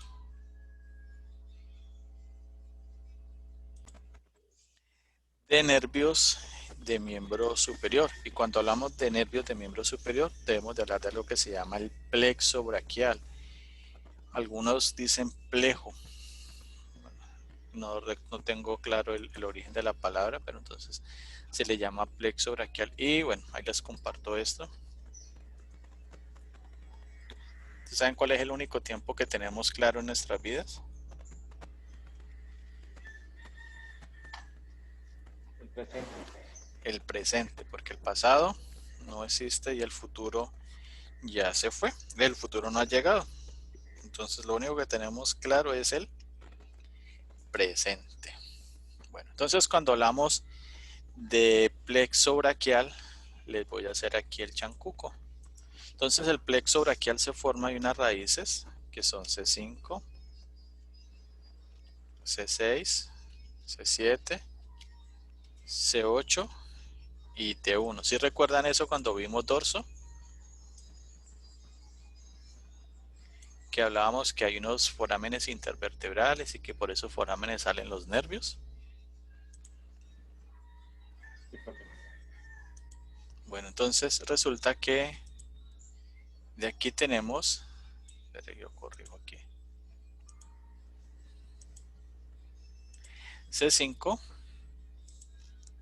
se va derechito, esta es la raíz C5, C6 es la otra raíz, C7 es la otra, C8 y T1. Estas raíces, entonces, ellos tienen el símil, el plexo braquial es como el símil de un árbol. Entonces un árbol tiene raíces,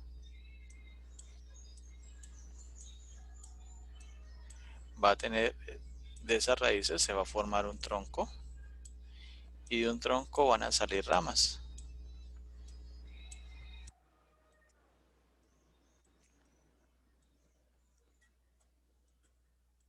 ¿Listo? Y de esas ramas pues van a salir unas más pequeñitas. Entonces eso es algo similar. Aquí tenemos raíces. Estas raíces se van a unir y me van a formar troncos. Entonces tengo C5, C6, tronco superior. C7 se va solito, tronco medio. Y C8 y T1, tronco inferior. Cada tronco va a formar unas ramas. Entonces va a tener unas ramas anteriores, tronco superior, tronco medio y tronco inferior, y van a haber unas ramas posteriores. Aquí. Cada tronco tiene ramas anteriores y tiene ramas posteriores. Y a su vez, estas ramas se van a unir y van a formar algo que se llaman fascículos. Entonces pongámoslo aquí. Todas las posteriores se unen y me van a formar el fascículo posterior. Las anteriores de tronco superior y tronco medio se unen y me forman el fascículo lateral. Y la que queda sola, que es la rama anterior del tronco inferior, se va solita y me forma el fascículo medial. ¿Listo?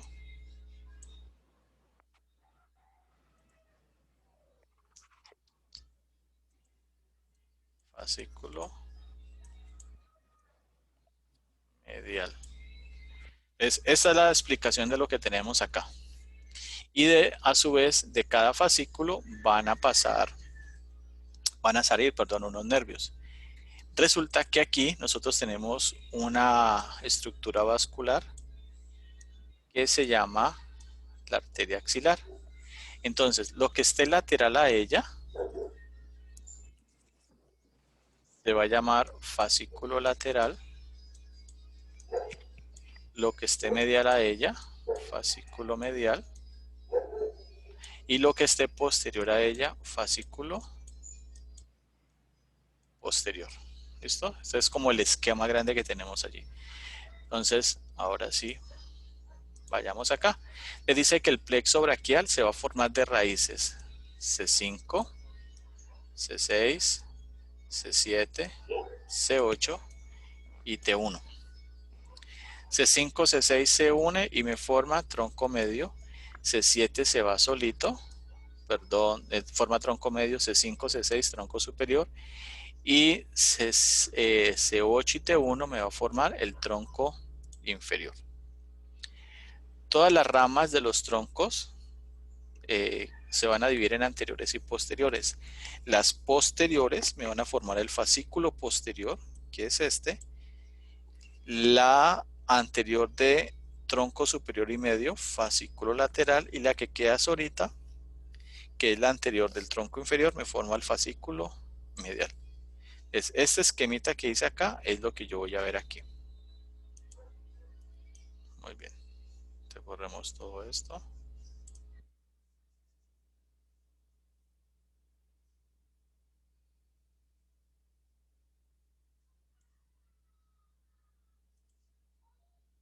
Entonces, ¿qué voy a tener? Unos nervios que se van a formar de raíces, nervios que se van a formar de troncos y nervios que se van a formar de los fascículos. Entonces acá tengo este primer nervio que se llama el dorsal de la escápula, que se forma de C5, o sea, de raíz C5 es un nervio de raíz y me va a inervar los músculos romboideos. Luego tengo con un aporte de C4, C5, C6 y C7, este nervio que va acá, que se llama el torácico longo. Este nervio se forma de estas tres raíces y me va a inervar el músculo Profe, ¿podría cerrato. repetir las raíces? C5, ten en cuenta C5, C6, C7, C8, T1. Entonces C5, C6, C7 me van a dar ramas y me van a formar el nervio torácico longo que me inerva el músculo cerrato anterior. De tronco superior voy a tener un nervio que es el subclavio. ¿Para qué músculo iría? Sáquelo por el nombre. La clavícula, profe. Para el músculo subclavio, que es un músculo que está bajo la clavícula. Luego tengo de tronco superior el nervio supraescapular, que va a ir hacia la fosa supraespinosa e infraespinosa. O sea que me inerva los músculos supraespinoso e infraespinoso. Del fascículo lateral tengo el nervio pectoral lateral, que va a ir ¿a dónde? Al músculo pectoral mayor.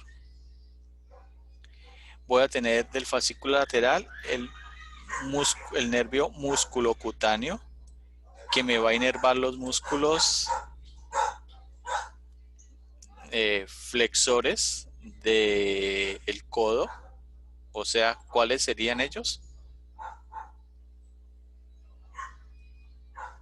¿Cuáles son los flexores del codo?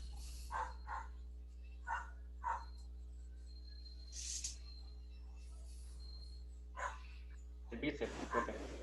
¿Cuáles son los flexores del codo?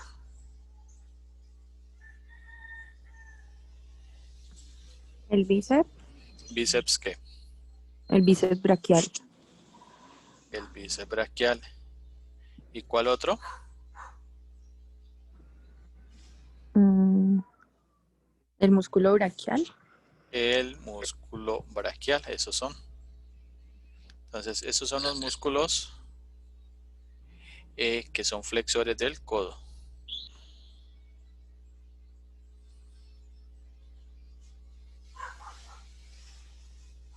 ¿Listo? Bueno. Aquí tenemos del fascículo posterior, que sería este, un nervio que se llama subescapular con dos ramitas, una superior e inferior. ¿A qué músculo iría? El músculo subescapular. Subescapular, muy bien. Tengo este nervio que se llama el toracodorsal. ¿A dónde va? ¿Cómo se llama el músculo iniciador del braceo?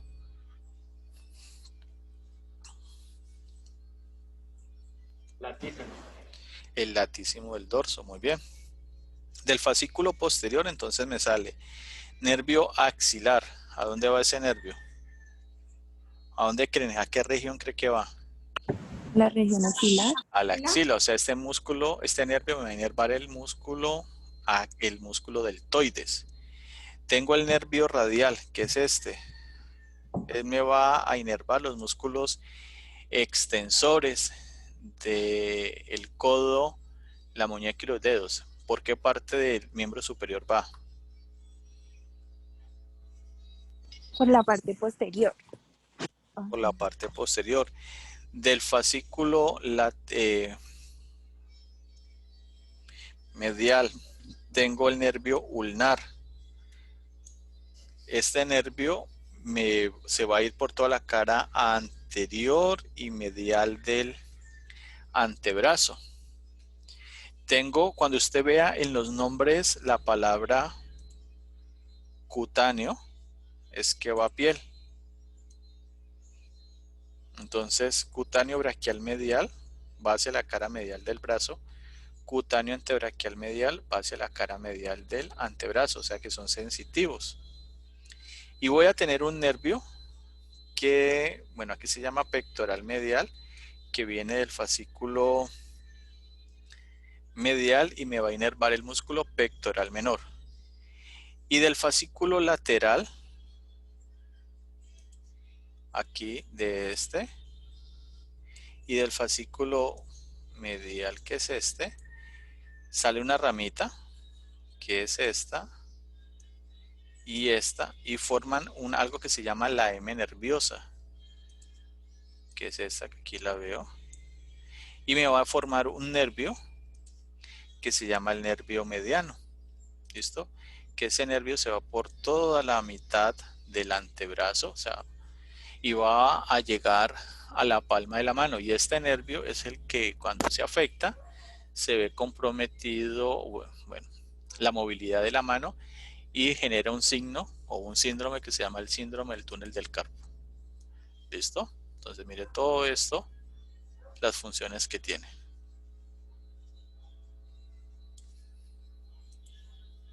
Listo. Entonces el plexo braquial, ¿por dónde lo puedo ubicar?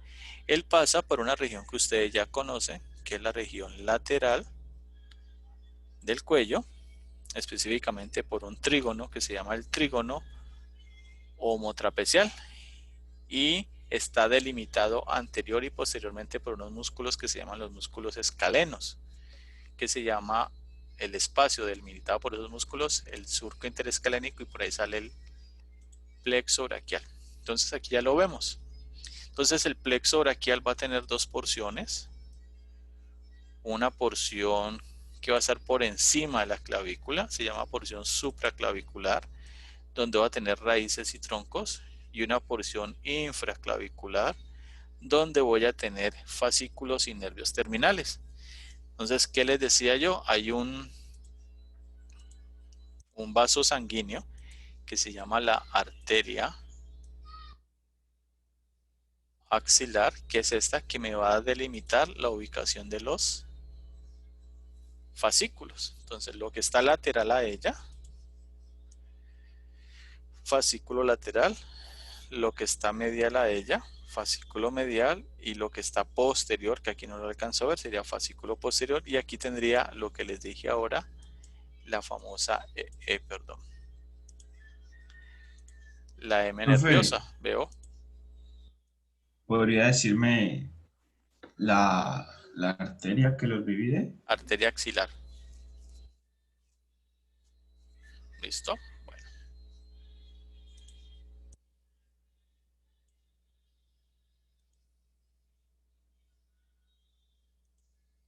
Listo. Entonces, el plexo braquial se puede lesionar. Entonces, cuando se lesiona, yo puedo tener dos tipos de lesiones dependiendo de la ubicación.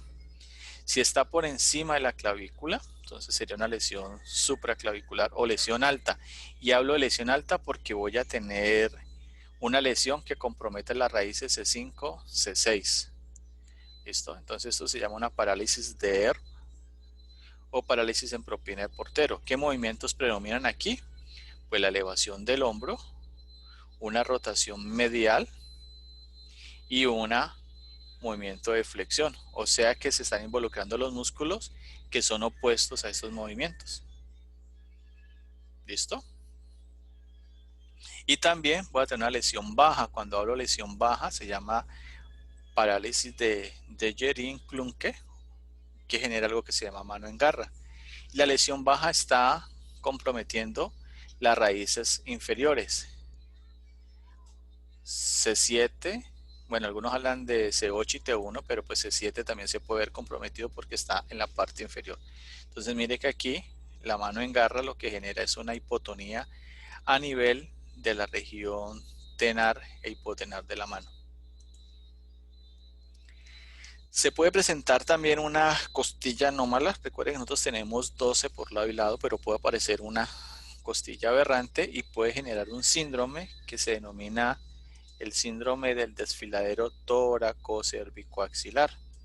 Entonces, estos nervios, esta costilla genera una compresión cuando el plexo braquial pasa posterior a la clavícula, posterior e inferior.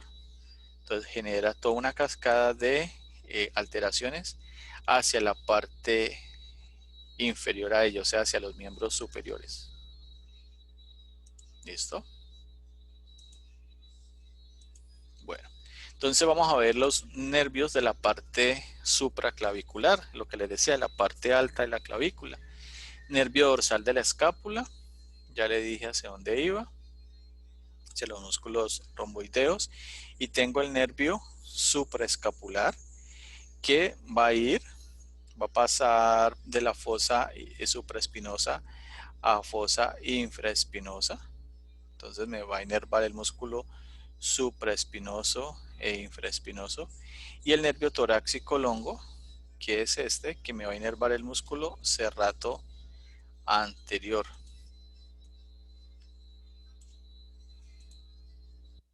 Entonces, cuando el nervio torácico longo se lesiona, obviamente afecta el músculo serrato anterior, y el serrato anterior, ¿qué hace? Permite que las escápulas estén adheridas a las costillas. Cuando se daña, entonces se presenta este síndrome que se llama escápula alada.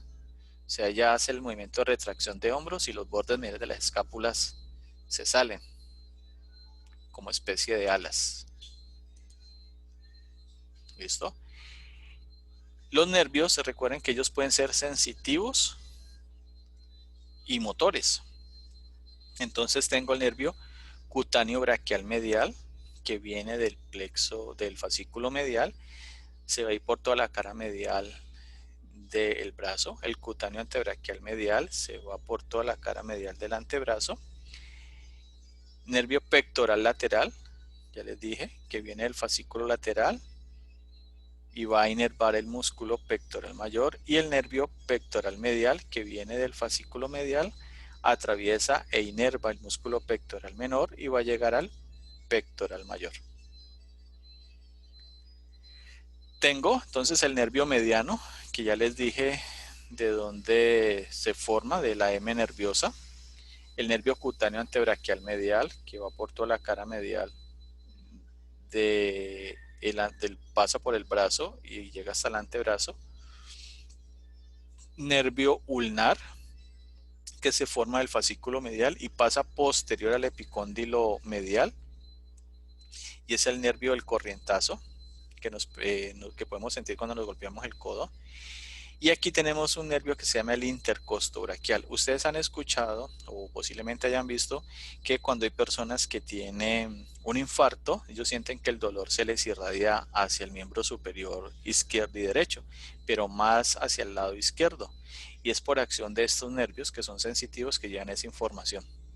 Normalmente la gente cuando tiene un infarto dice que tiene un dolor irradiado hacia el brazo izquierdo. Aquí tengo entonces el nervio músculo cutáneo que me está inervando los músculos de la cara anterior del brazo. Entonces sería el músculo coracobraquial, el músculo bíceps braquial con sus dos cabezas, y aquí posteriores sería el músculo braquial.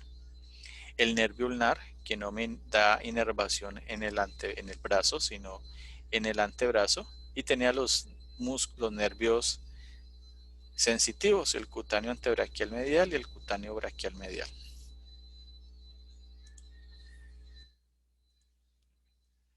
El nervio musculocutáneo, entonces recuerden que inerva los músculos de la cara anterior del brazo, y cuando pasa la fosa cubital se hace como cutáneo antebraquial lateral, o sea que es el responsable de la sensibilidad de la cara lateral del antebrazo.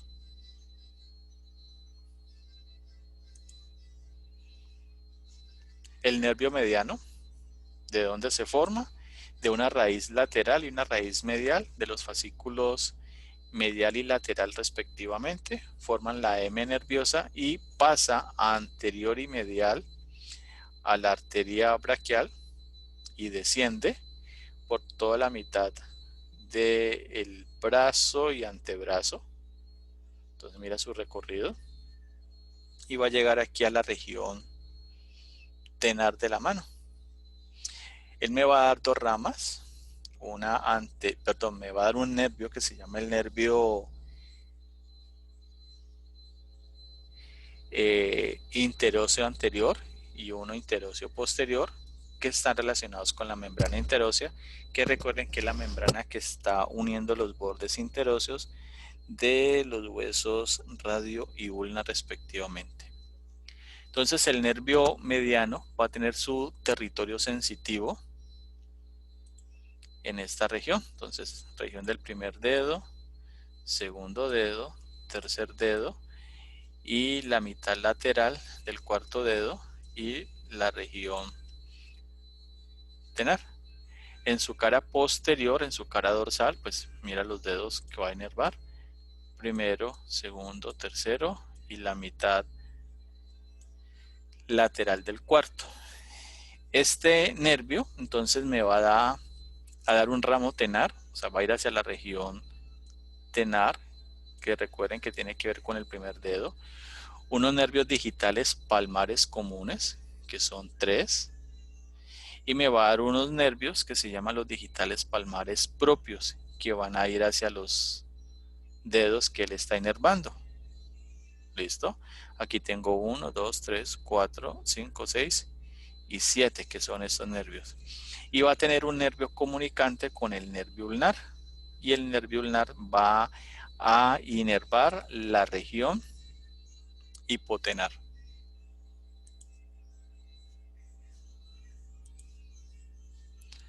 Entonces, el nervio mediano puede sufrir una compresión aquí a la altura del retináculo de los flexores, y a eso se le llama el síndrome de túnel del carpo. Entonces, esa compresión puede estar dada por una presión ejercida por los tendones de los músculos flexor superficial, flexor profundo de los dedos y flexor longo del pulgar.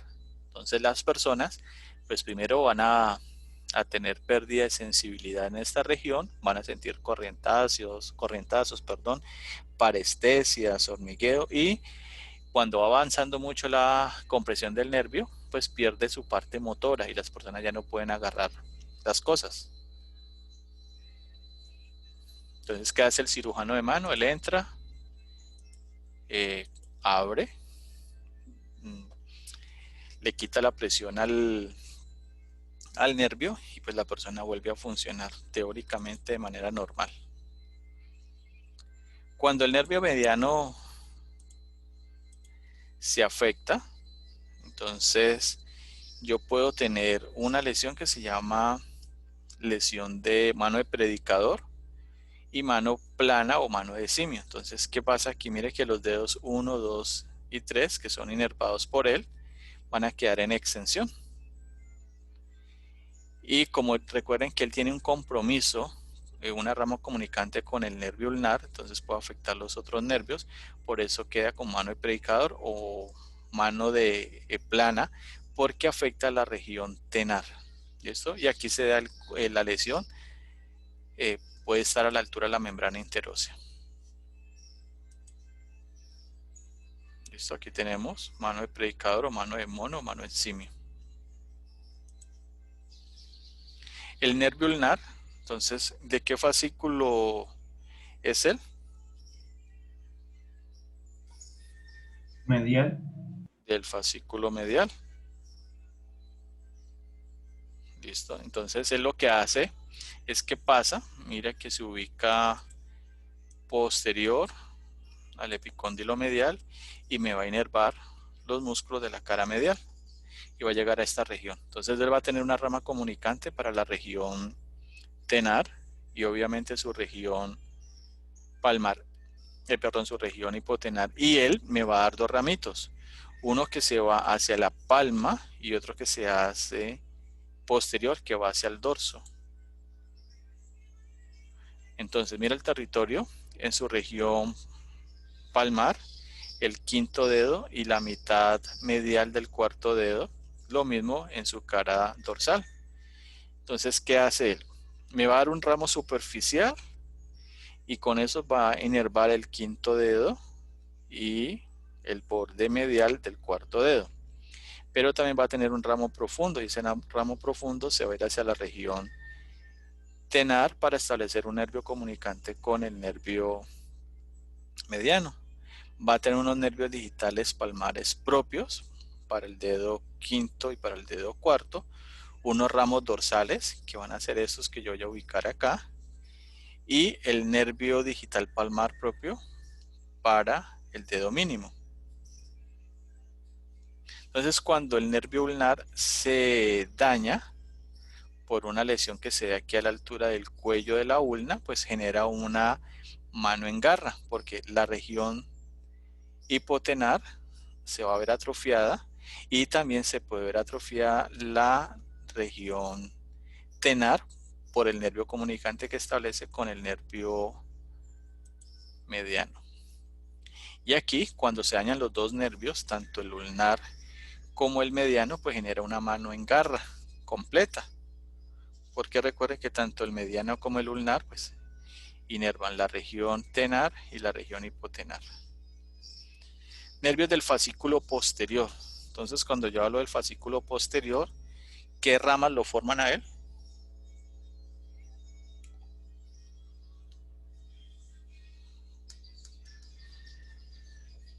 ¿Qué ramas lo forman?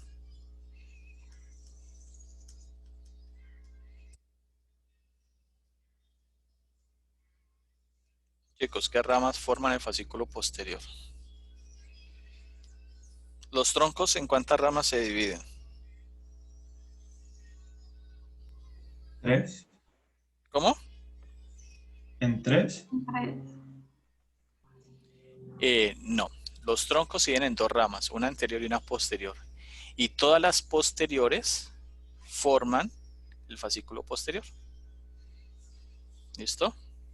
Entonces, ¿qué nervios tenemos del fascículo posterior? El nervio axilar, que me va a inervar el músculo deltoides, el nervio radial, que me va a inervar los músculos de la cara posterior del brazo, antebrazo y mano, y el nervio tóraco-dorsal, que me va a inervar el músculo latísimo del dorso.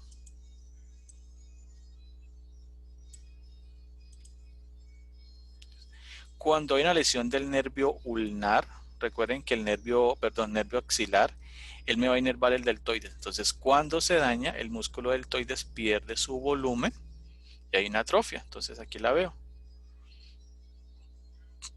Aquí también del fascículo posterior voy a tener unos nervios cutáneos, que en este caso veo el nervio cutáneo braquial lateral superior. O sea, él me va a dar la sensibilidad en la parte lateral y superior del brazo. También voy a tener un cutáneo posterior del brazo, que es da la sensibilidad a la cara posterior del brazo, el cutáneo lateral, braquial lateral inferior y el cutáneo posterior del antebrazo, que es este. O sea que la sensibilidad de la cara posterior del brazo depende de los nervios cutáneos del fascículo posterior. Entonces los nervios cutáneos del fascículo posterior, ¿cuáles van a ser? El cutáneo antebraquial posterior, que es este, que desciende, mira, va a dar la sensibilidad en la parte, digámoslo, de la mitad, porque tengo el cutáneo antebraquial lateral, su rama posterior, y tengo el nervio cutáneo antebraquial medial, que me va a dar un ramo ulnar, o sea, hacia la parte posterior, y esos son nervios que dependen del fascículo posterior.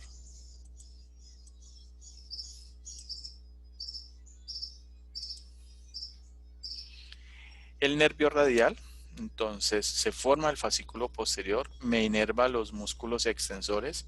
A la altura del brazo me inerva el tríceps, o sea que hay una rama para cada cabeza. Él atraviesa un músculo que se llama el músculo supinador, que es un músculo del plano se ubica en la parte posterior de los músculos del antebrazo. Lo atraviesa y va a dar dos ramas, una rama profunda y arriba en la tabaquera anatómica el ramo superficial o la rama superficial. Entonces el nervio, su rama profunda me inerva los músculos de la cara posterior, o sea todos los extensores, y su ramo superficial pues me va a dar sus nervios digitales dorsales, porque recuerden que esta es la región sensitiva del nervio radial, porque a la altura de las falanges sería el componente sensitivo del nervio mediano. Entonces en la mano nosotros vamos a tener unas regiones autónomas. Esas regiones autónomas, ¿qué significan? Que en ese punto solamente voy a encontrar ese nervio. Entonces entre el primero y segundo dedo, aquí voy a ubicar la región autónoma donde solamente voy a tener, donde solamente va a tener inervación del nervio radial. Entonces mira que esta es la inervación, el territorio sensitivo de él. Si recuerdan, nosotros hablábamos que a la altura del húmero hay un surco que se llama el surco del nervio radial. Si hay una fractura a la altura del húmero, se puede lesionar ese nervio, y como ese nervio inerva los músculos extensores, se puede presentar una patología que se llama mano en gota o mano caída. ¿Qué movimiento predomina aquí, la flexión o la extensión? La extensión, ¿estaría dañada la extensión? Se daña la extensión y predomina la flexión, por eso se llama mano en gota o mano caída.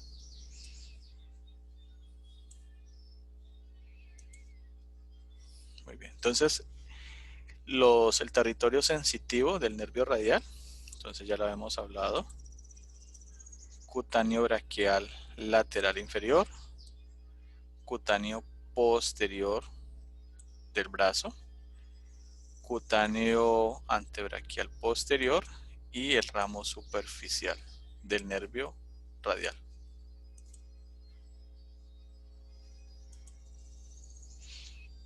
A nivel de la mano, entonces aquí por memotecnia, mira los colores que tengo.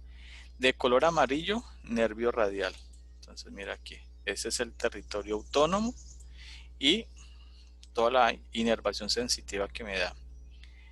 En su cara dorsal, nervio mediano, falanges de los dedos 1, 2, 3 y la mitad del 4.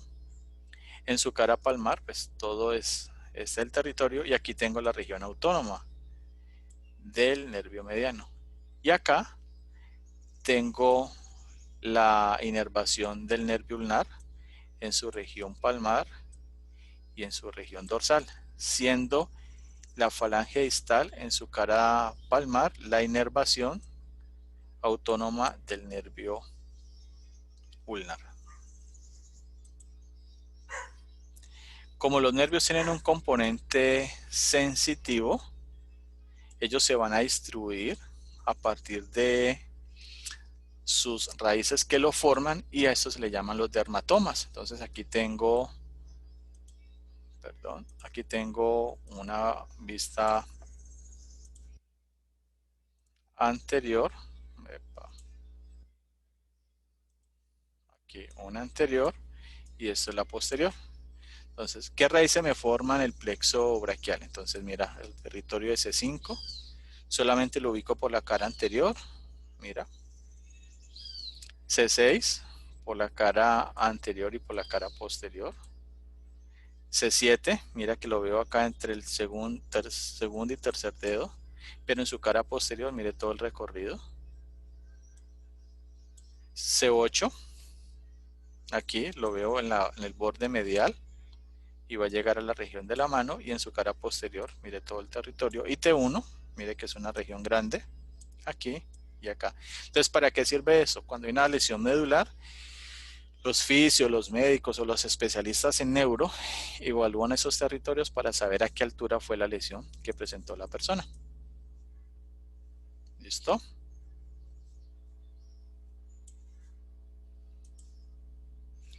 Bueno, chicos.